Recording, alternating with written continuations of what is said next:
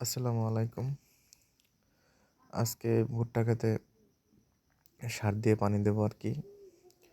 আব্বু সার ছিটাচ্ছে ভুট্টা খেতে। সব জায়গায় কিন্তু ভালো মতো পায়, সব জায়গায় ভালো মতো সার দিচ্ছে আর কি। সেটা ভুট্টা গাছ আর কি ভুক্তমাত হয়ে গেছে। মাশাল্লাহ, ভুট্টা অনেক ভালো হয়েছে, অনেক মোটা মোটা এমন গাছ অনেক সবুজ আছে আর কি। এখন ইউরিয়া সার দিয়ে আর সার দেওয়া লাগবে না এর মধ্যে আর কি। এখন এটা 57 দিন আর কি বয়স, ভুট্টার বয়স 57 দিন। ইউরিয়া সার দিচ্ছে আর কি, শুধু ইউরিয়া সার দিয়ে আর কি পানি দিয়ে দেবো। এরপর আর দুইটা সেচ লাগতে পারে আর কি।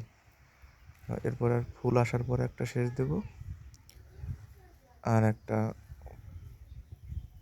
বীজ হওয়ার পর আর কি। এটা হলো পাশে ছোট্ট একটা জমি, এটা আর কি। এটার বয়স আর কি 27 দিন। আজকে ইউরিয়া সার দিয়ে পানি দিচ্ছি, সালফার টালফার দিয়ে। থিওবিট আছে, সালফার আছে, এটা লাস্ট পানি ছোট্টায় পানি দিয়ে বড়টায় দিচ্ছে। হয়ে গেছে,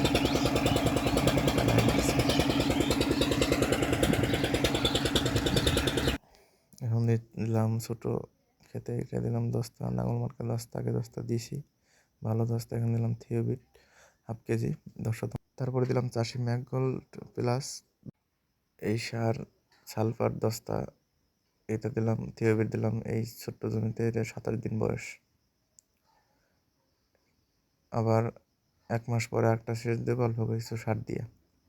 এরকম বয়স হলে এটা বড়, এই বড় খানিক, এগুলা মাশাল্লাহ ভালো হয়েছে।